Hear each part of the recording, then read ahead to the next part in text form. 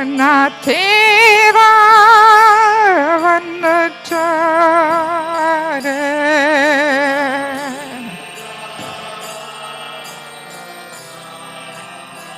Yamuna Tira Vanachare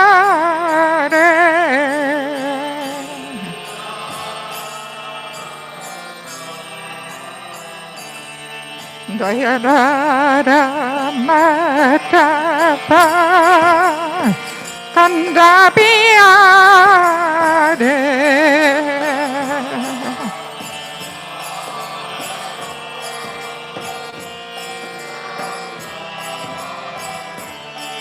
Dayarara Matapa Kandabiyade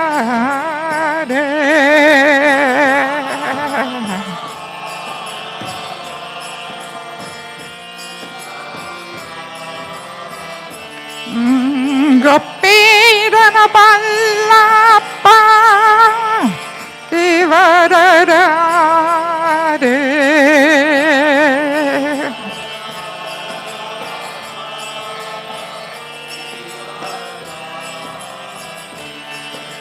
Gopirana Ballappa Kivararade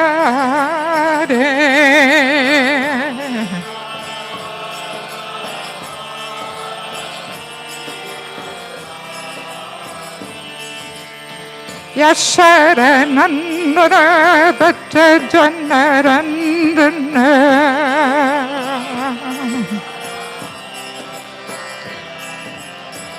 Yasharanandra Bhatta Janarandana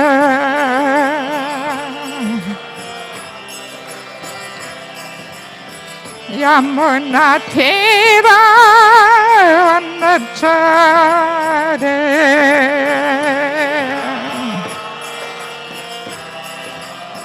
Yamuna Tira Vanachare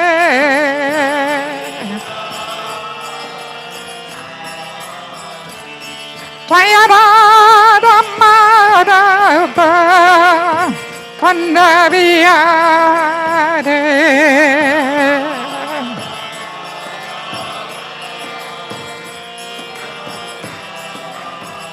Ale Krishna Krishna Krishna le Hare Rama Rama Rama le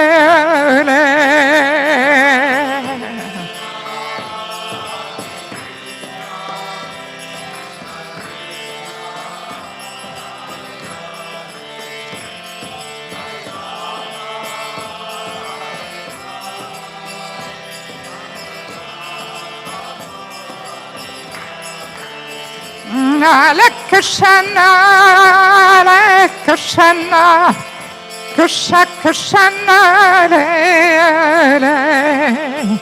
Hare Rama Rama Rama le Hare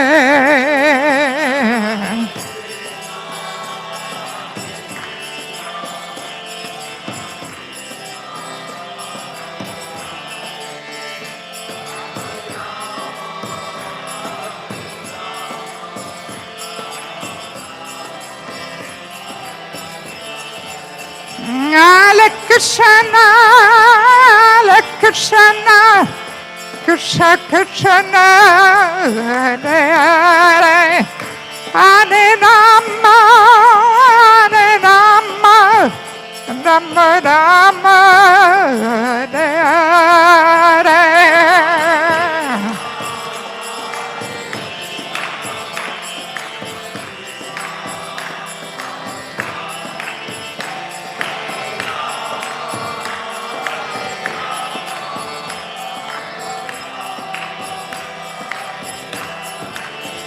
Jaya Prabhupada, Jaya Prabhupada, Jaya Prabhupada, Srila Prabhupada.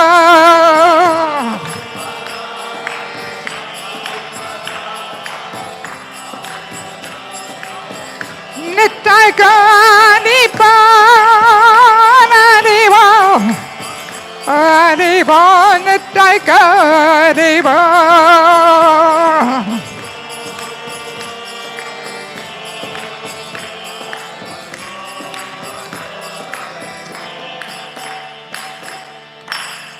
Nitai Gaura Premanande Srila Prabhupada Ki Ganta Srimad Bhāgavatam Ki Samaveda Bhaktivinoda Ki Gaura Premanande.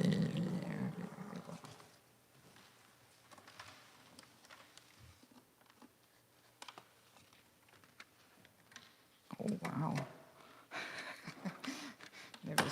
Never seen a table like that.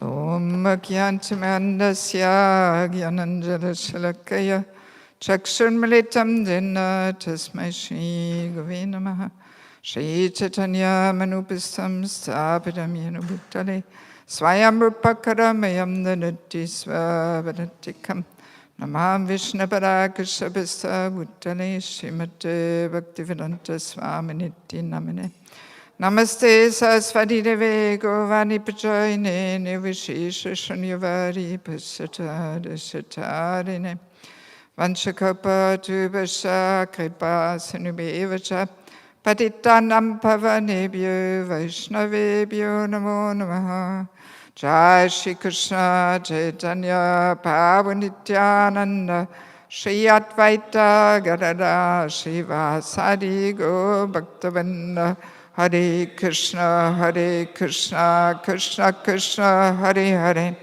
Hare Rama, Rama Rama, Hare Hare.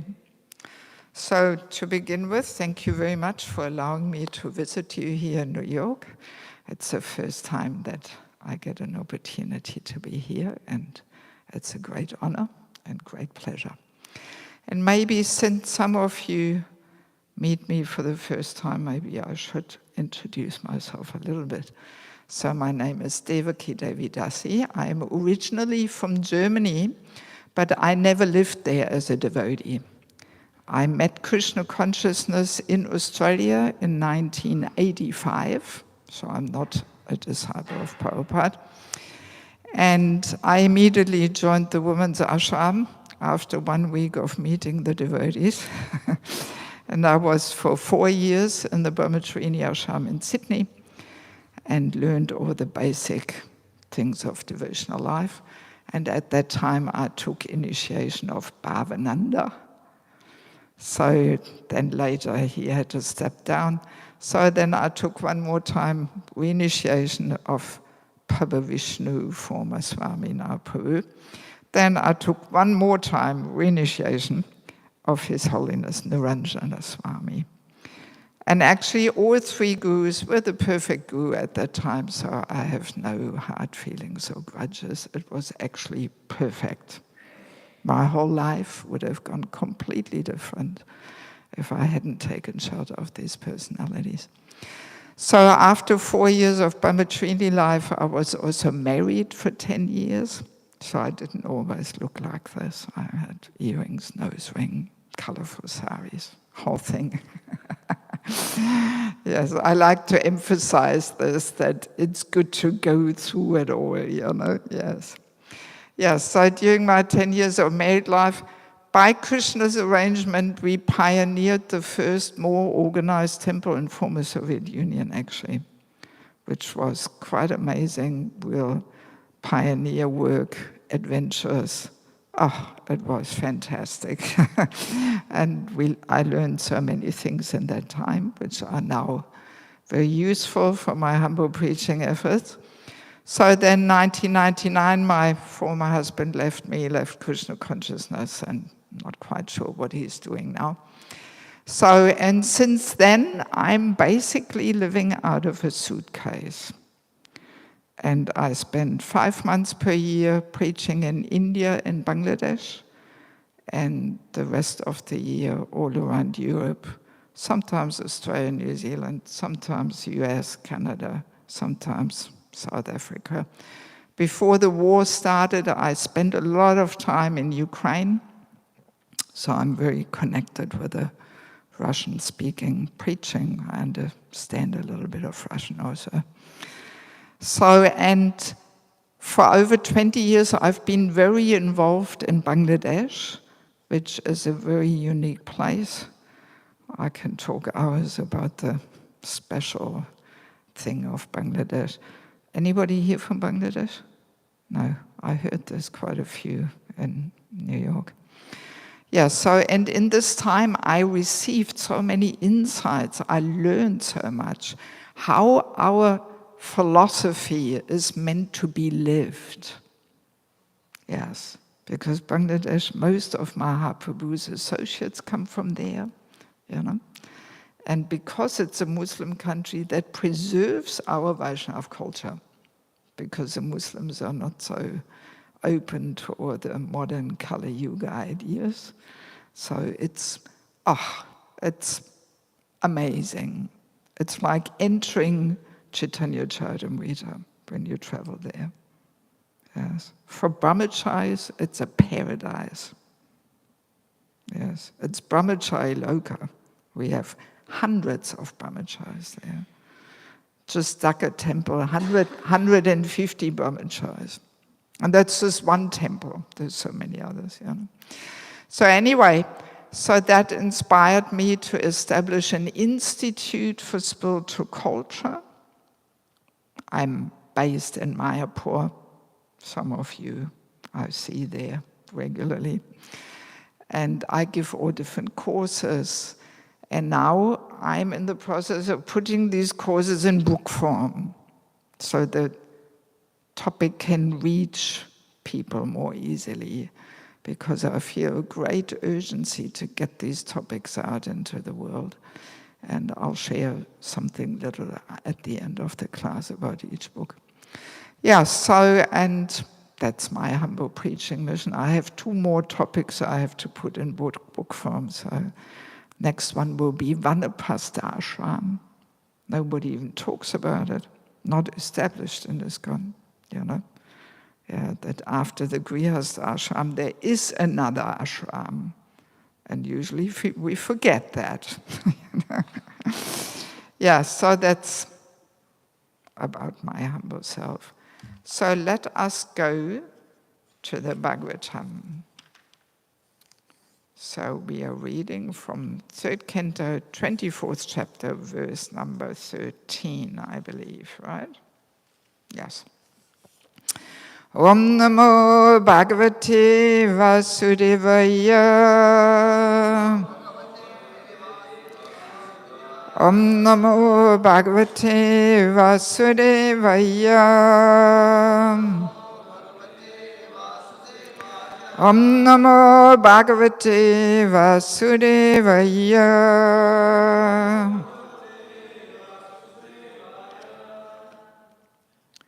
Etavatyeva susvasya. Etavatyeva susvasya. Kaya pitari puttaka. Kaya pitari puttaka. Param ityanu manyeta. Param ityanu manyeta. Guravena guru vacha. Guravena guru vacha. Etavatyeva susvasya. Kaya pitari puttaka. Param ityanu manyeta.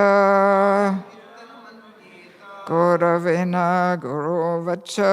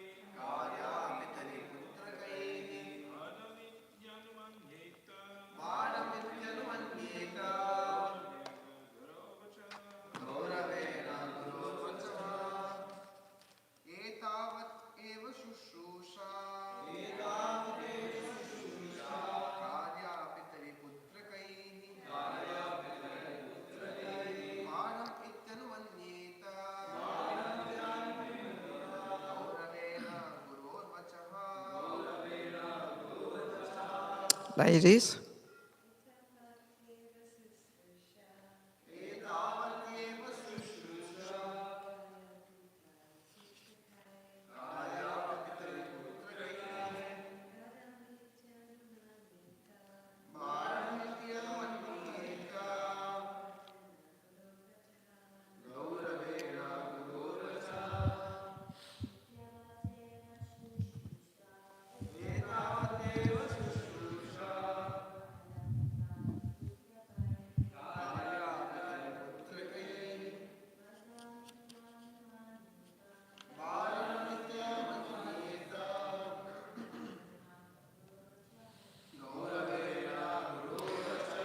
Etavati, to this extent, eva, exactly, shushusha, service, kaya, ought to be rendered, pitari, to the father, puttakai, by the sons, paramiti, accepting. Yes, sir. I'm sure it's not in the word for word exactly, but Prabhupada often puts these things in, Anumanyata, he should obey. Gauravena, with due deference. Guru, of the Guru. Vacha, commands. Translation by Srila Prabhupada. Sons ought to render service to their father exactly to this extent. One should obey the command of his father or spiritual master with due deference, saying, yes, sir. Purport by Srila Prabhupada. Two words in this verse are very important. One word is pitari and another word is guru. The son or disciple should accept the words of his spiritual master and father without hesitations. Whatever the father and the spiritual master order should be taken without argument. Yes, there should be no instance in which the disciple or the son says, this is not correct, I cannot carry it out. When he says that, he is fallen. The father and the spiritual master are on the same platform because a spiritual master is the second father. The higher classes are called Vija, twice born. Whenever there is a question of birth, there must be a father. The first birth is made possible by the actual father, and the second birth is made possible by the spiritual master. Sometimes the father and the spiritual master may be the same man, and sometimes they are different men. In any case, the order of the father or the order of the spiritual master must be carried out without hesitation, with an immediate yes. There should be no argument. That is real service to the father and to the spiritual master. Vishwanath Chakravarti Thakur has stated that the order of the spiritual master is the life and soul of the disciples. As a man cannot separate his life from his body, a disciple cannot separate the order of the spiritual master from his life. If a disciple follows the instructions of the spiritual master in that way, he is sure to become perfect. This is confirmed in the Upanishads. The import of Vedic instruction is revealed automatically only to one who has implicit faith in the Supreme Personality of Godhead and in his spiritual master.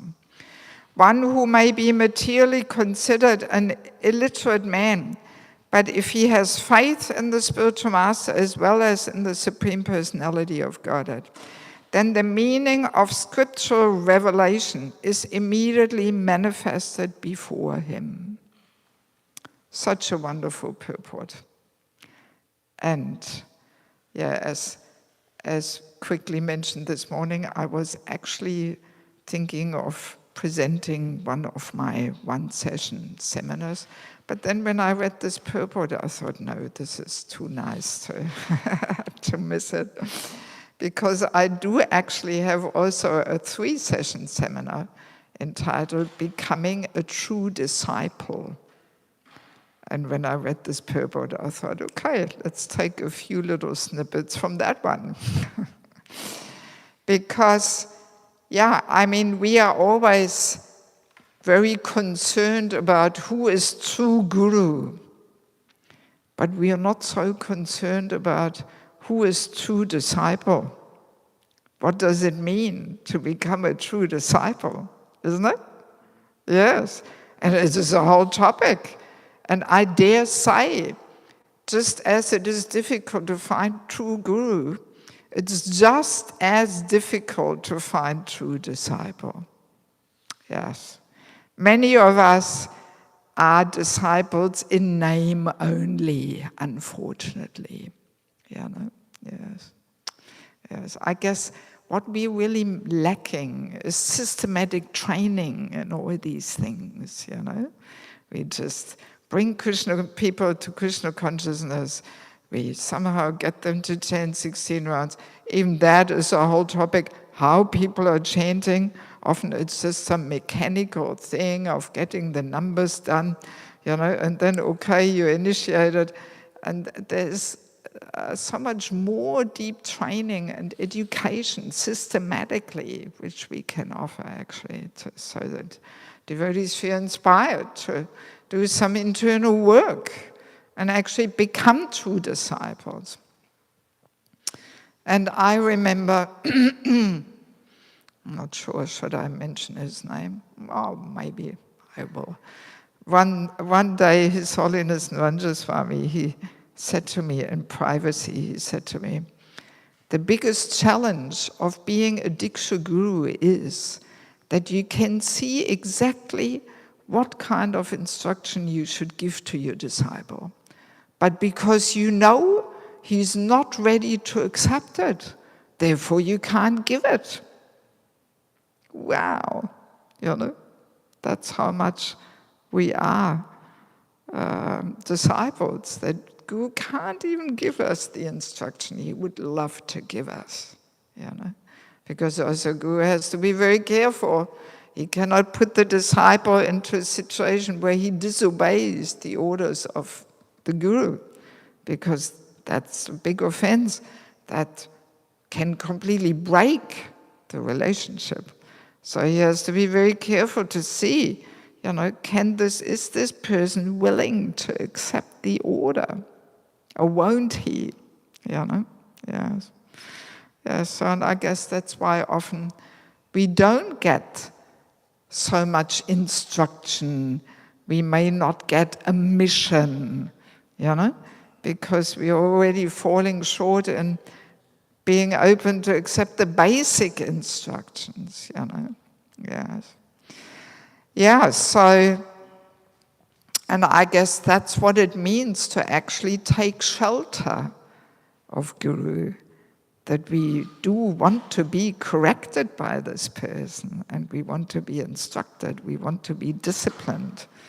Gaur Govinda Maharaj talks a lot about these topics too, you know. Yeah, what is true disciple? That he should be eager to be chastised and disciplined and you know. Yes. Yes, and I mean, in regards to following the instruction which Prabhupada is so much emphasizing in this purport, that yes, sir, yes, there is no question of no or something, or I have to think about it or something. There is also a nice statement in 4th Canto, 28th chapter, verse 50, where Prabhupada makes the purport the statement, in other words, to execute the will of the spiritual master the disciple should be prepared to lay down his life and abandon all personal considerations. That actually should be the mood, that we are really willing to give up all our personal considerations. What's convenient for me? What's comfortable for me? What fits into my plan? Yes. But that we are willing to sacrifice our life to satisfy a guru, Yes. And I mean, when Prabhupada was present, from what I've heard, the mood was like that, that sometimes you hear devotees saying, if Prabhupada had told me to jump out of the 10th floor, I would have done it. Of course, Prabhupada would never give such silly instruction. But that just shows how people were committed to just sacrifice themselves, to please Prabhupada, And somehow, unfortunately, that mood has a little disappeared, maybe also because Kali Yuga is progressing and people want to be more independent, I mean, even when I think back of my Brahmacharini days, wow, we were doing crazy things which I wouldn't want to even say, But yeah, in the spirit of, sacrificing ourselves and following the instructions of our authorities, we were really, my God, we were really doing crazy things, Yes. So, but that spirit has been lost a little, and I'm often lamenting about that, that the spirit is not so much there anymore, But yes, also Prabhupada makes this nice statement, that even an illiterate person who can't even read the Shastra, but if that person has faith in the spiritual master as well as in Supreme Personality of Godhead, then the meaning of scriptural revelation is immediately manifest before him.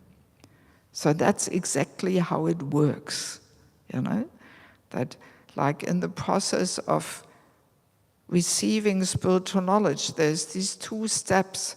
Step number 1 is we have to get sambandha gyan. We have to understand, who am I, who is Krishna, what is this whole material world all about? And that should lead us to surrender in service, in chanting. And then, proportionally to our willingness of sacrificing ourselves, Krishna reveals. So realizations don't come just by studying the Shastra. They actually are revealed by Krishna in the heart, Yes. So very, very important thing. And we have this nice story in Krishna book with Sandipani Muni, Krishna and Balaram and Sudama. Sandipani Muni sent them out to collect firewood, right? And then the big storm came, and the boys were staying out in the forest, couldn't find their way home, were completely drenched and wet and freezing cold, stayed out the whole night. So, and then the next morning, Sandipani Muni goes out and looks for them. He's all worried, And then he finds them. And within his heart, he is embracing them, actually. And there is a very nice paragraph, which I copied in my little verse book here, which really makes this point, So Sandipani Muni says to the boys, my dear boys, it is very wonderful that you have suffered so much trouble for me. Everyone likes to take care of his body as the first consideration, isn't it? Our bodily comfort. Yes. But you are so good and faithful to your Guru that without caring for bodily comforts, You have taken so much trouble for me. I'm also glad to see that bona fide students like you will undergo any kind of trouble for the satisfaction of the spiritual master. That is the way for a bona fide disciple to become free from his debt to the spiritual master. It is the duty of the disciple to dedicate his life to the service of the spiritual master. My dear best of the Trice-born, I am greatly pleased by your action. And now it comes. And I bless you. May all your desires and ambitions be fulfilled. May the understanding of the Vedas, which you have learned from me always, continue to remain within your memory, so that at every moment you can remember the teachings of the Vedas and quote the instructions without difficulty. Thus, you will be never disappointed in this life or in the next. Right? Very nice.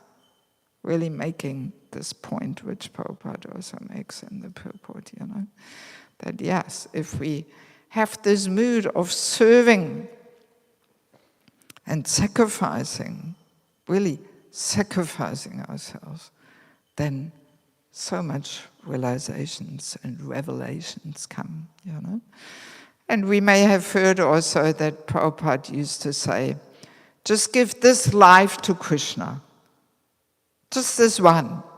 You've had so many. So this one is for Krishna. And then Prabhupada says, and then you can do whatever you like.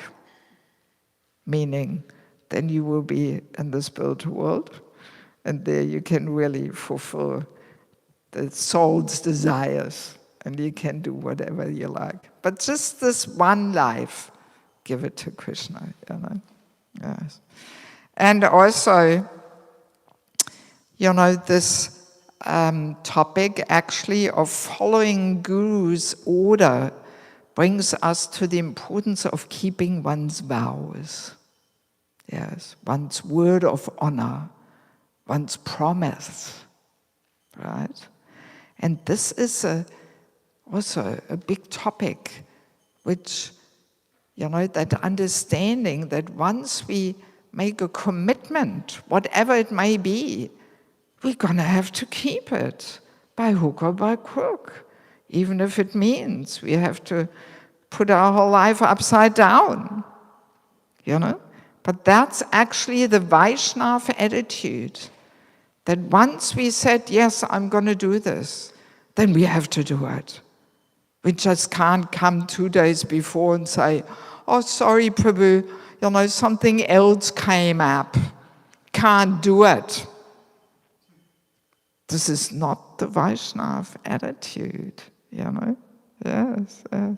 So once we say, okay, Sunday I'm going to cook the Sunday feast or something, we have to do it. Even if something more pleasing comes up, too bad, Unless we lie on our deathbed and we really can't do it, that's the only excuse. But anything else? No, we gave our word. We made a commitment. Yes. And this is interesting to understand, that in a culture which is based on sense gratification, this understanding gets more and more lost, right? And then whatever is more pleasing to the mind and senses, that goes, right? So then we feel justified to say, oh, sorry, something else came up. Somebody else came into my life who is pleasing my senses more, in regards to the marriage vows, for example. Yes. This is the attitude today. But that only comes about from the culture of sense gratification. If sense gratification is the main and foremost goal and criteria in life, so then you act like this. It's even sometimes, I come across this in making my schedule for traveling. And I make a commitment, say, yes, I'm coming. But then I get an invitation from another place where I think, there I could actually reach out to more people. And it's tempting to just cancel the other one and say, sorry, something else came up. Something more pleasing to my mind. But no, I never do this. Once I make a commitment and I say, yes, I'm coming, then I'm coming. Doesn't matter what other invitations are coming, And we're actually meant to, arrange our life according to these principles, Yes.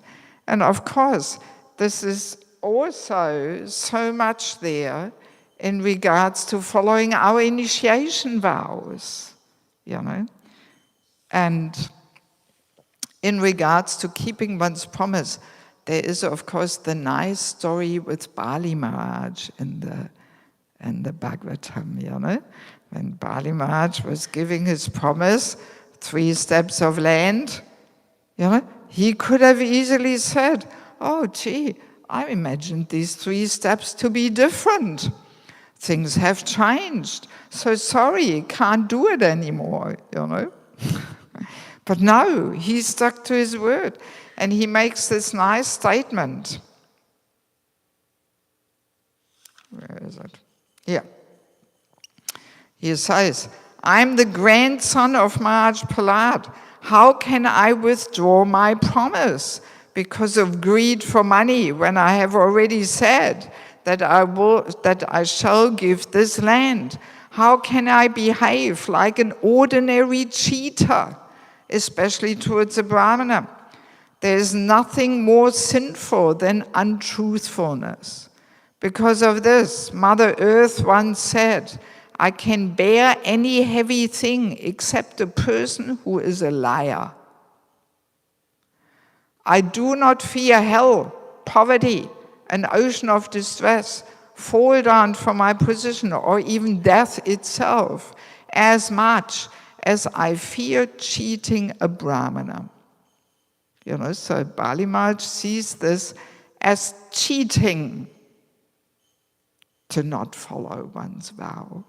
Untruthfulness, And in this regard also, there is some heavy words spoken by Prabhupada in regards to not following one's initiation vows. And this comes from these remembrances, Prabhupada remembrance videos. Actually, Bhajiranayan Maharaj is recalling this. It goes like this. A devotee said, Prabhupada, when I joined, I was only 18, and it was easy for me to follow the principles. Now, so many years later, my life has changed. So he thinks this is a valid argument, He was going on and on. Prabhupada slammed his hand down and said, then why did you promise? Only an animal can't keep his promise. Prabhupada was so heavy. Only an animal can't keep his promise. That was Prabhupada's words. Wow, heavy, huh? Yes, so heavy. But that should be the Vaishnava attitude. If we want to become a true disciple, that should be the attitude. I have promised. I have to do it. Somehow or other, I have to struggle for it. Yes. Yeah, so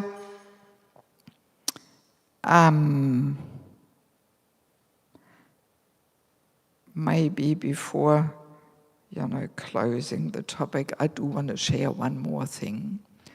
That Prabhupada, in one lecture, I think it was on Bhaktisiddhanta's disappearance or appearance day, Prabhupada shared his own secrets of success.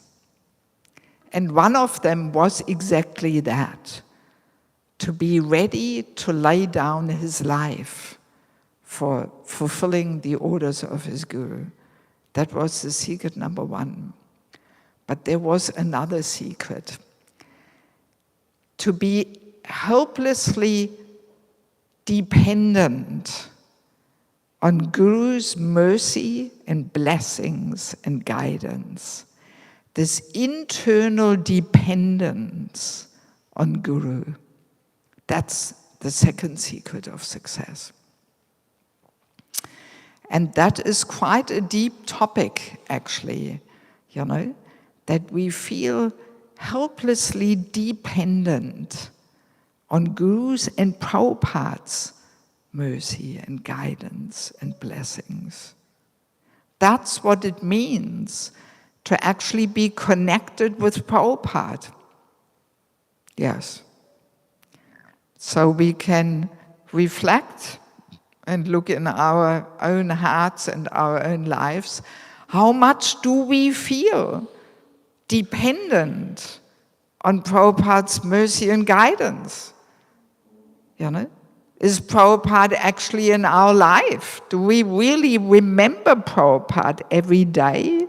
Or do we just mechanically offer our flowers there and boom, finished, Guru Puja, Prabhupada Ki Jai? We can do all these things in a very external way. But internally, there may be nothing there. Right? Yes. And I have heard this nice analogy, what it means to be connected to Guru or Prabhupada. The analogy is that of an electric wire. Here we have one. So there's the outside part, the rubber insulation part, and there is the inside copper part. So the outside rubber part can be compared to the mere initiation. It's also important, just like the rubber part is also important for the wire, but it's not everything, right? So many people were initiated by Prabhupada, by other gurus, and where are they now? So obviously the connection is not mainly built through the initiation, but it is the internal part, the copper part, which is really, giving the passing on the electricity. So in this copper part, that's compared to this internal helpless dependence. Yes. And if this is not there, we can compare our connection to a very weak internet connection. I'm sure we all have had that experience. It says on the computer, yes, you're connected. But the connection is so weak, you can't download anything. You can't open up any site. You can't receive the message. So this is what our connection is like to Prabhupada. If we don't feel this internal dependence, yes, that some connection is there, but we cannot receive that empowerment which is coming from Mahaprabhu through the whole parampara. We cannot receive that. It's like a blocked pipe. Yes. So a very nice thing to deeply understand how important this internal dependence is. Yes. And Prabhupada demonstrated this in his own life. There is this wonderful book by Mula Prakriti Mataji, our Srila Prabhupada, A Friend to All. There's this nice, it's a compilation of all kinds of personalities who share their memories of Prabhupada. And I'm sure you may have heard the story of the Pujari in Advaita Acharya's house, right? Where Prabhupada used to come for so many years, spend all day praying there, and then for a long time he didn't come, and then he turned up in saffron cloth just one day before he got on the Jaladuta. And he spent all day praying there, even tears coming down from his eyes, And then just before Prabhupada left the temple, that Pujari went up to him and asked him, "Oh, who are you? I have seen you so many times." So then Prabhupada introduces himself and he says, "Yes, tomorrow I'm leaving on a ship to America and I have no idea what will befall me there. And I simply want to fulfill this order of my Guru, but I am so helpless and unqualified. And that's why I'm coming here and praying for some mercy, some guidance, some blessings, that I can fulfill this order of my Guru." Yes. Helplessly dependent, he felt. And in that same book is another beautiful story of one sadhu who lived next to Radha Damodar temple. And he describes how in the middle of the night, every night, he could hear this crying and calling out. Yes, and then one day in the middle of the night, he went to the rooftop on a full moon, and he could look down in Radha Damodar courtyard. And he saw how Prabhupada was sweeping the floor outside Rupa Goswami's Samadhi. And he was crying out, "Hey Gurudev, hey Rupa, hey Sanatan, please give me this mercy, give me your guidance, your blessings. I want to fulfill my Guru's order. Please guide me." Yes.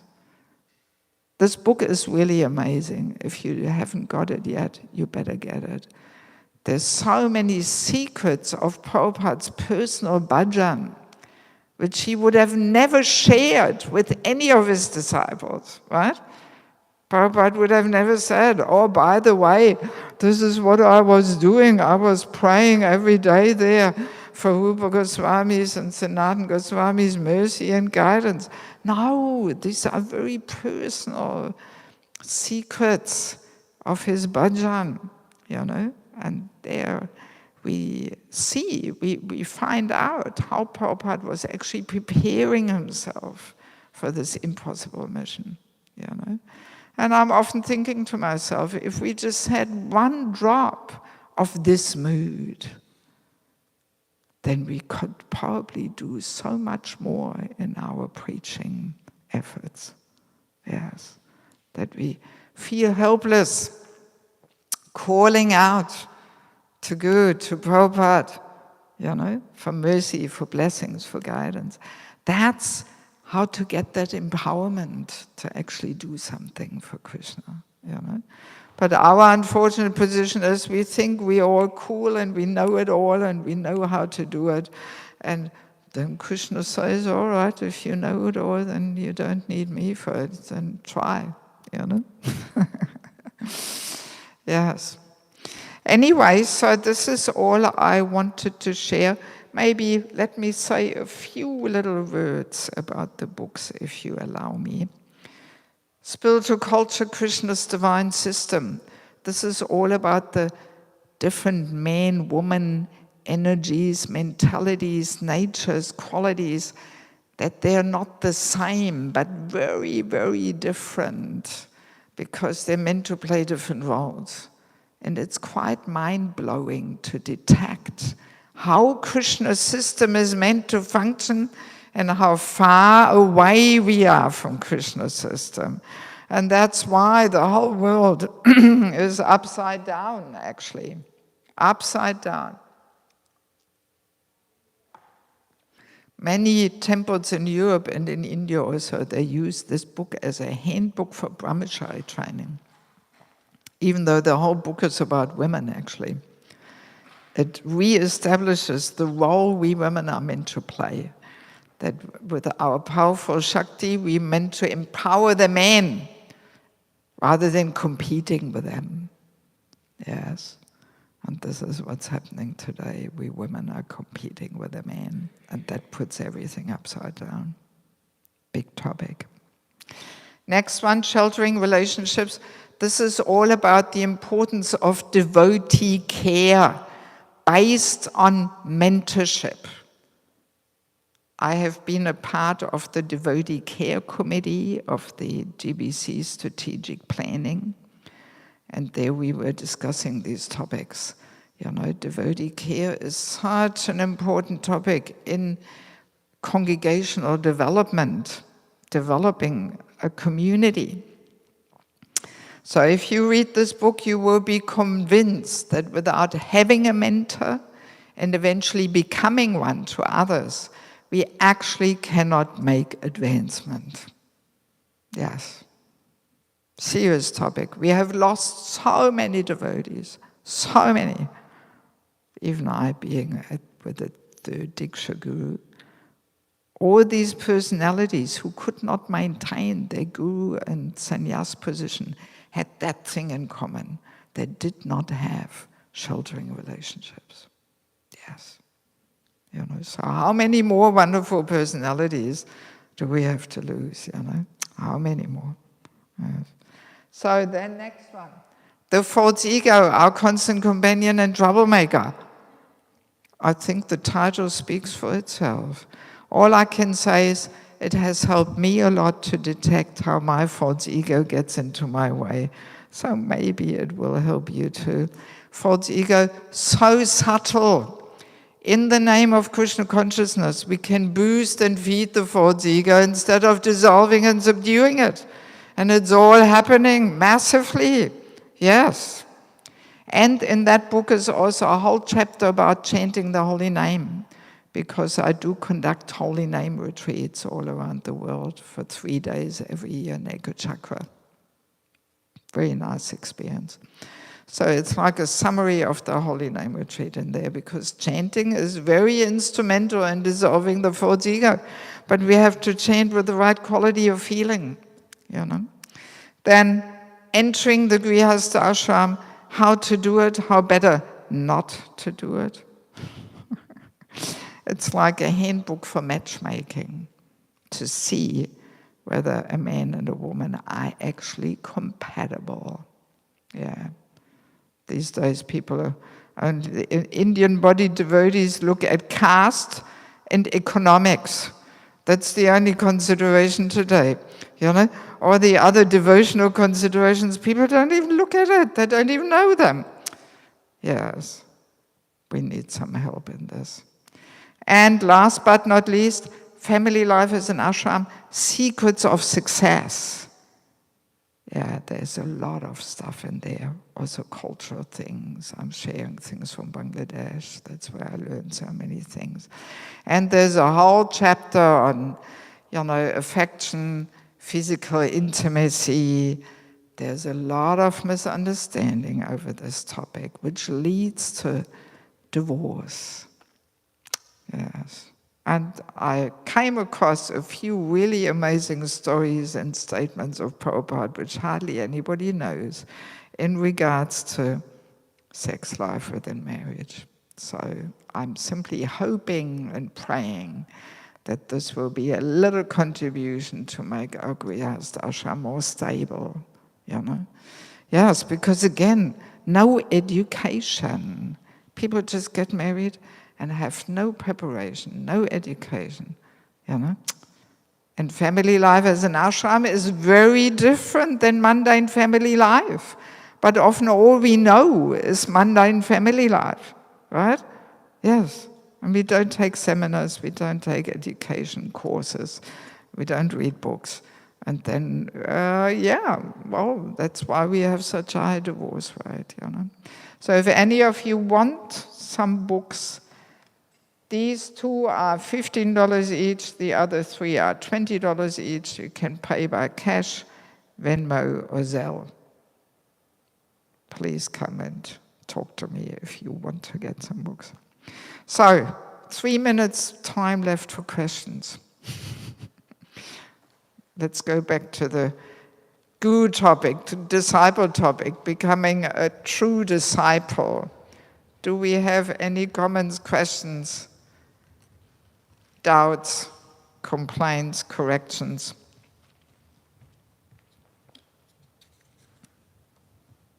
Anything?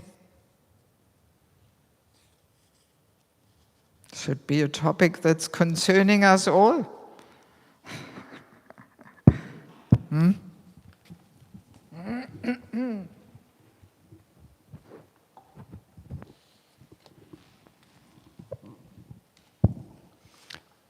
Hare Krishna. Thank you, Mataji.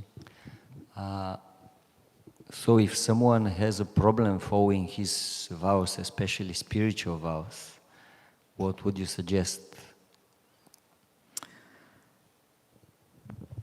That one. Having sheltering relationships. We all need a mentor, a counselor, where we can really share, open our heart, and we know we get some good instruction. Many of us don't have that. They may have nobody in their life who can even correct them, Usually the more senior, so-called senior, we become, often the less people are there who can actually tell us something, And sometimes our spiritual life is very unbalanced, Yes. Krishna consciousness is all a question about balance. We have to keep all the aspects in balance. And if things are not balanced, we don't get the right result. We get spiritually weak. Old attachments come up, and. This can all be avoided if we have a mentor who helps us to balance our spiritual life. And people often walk around with issues, and they have nobody to share it with. Maybe you heard just not long ago one brahmachari in Mayapur committed suicide, You heard about that? One pujari. Very sad if these things happen, Yes. So obviously, he was facing some issues, Yeah, I knew him a little bit actually, and I could feel, he often came to me and gave me some gifts in my hand. Oh, you're my mother, and I could sense, he needs some attention or something. And then I read, he committed suicide, very sad, Yes. Or we just walk around with challenges, And now everybody has a phone, And then people watch all different videos there on the phone which they shouldn't watch.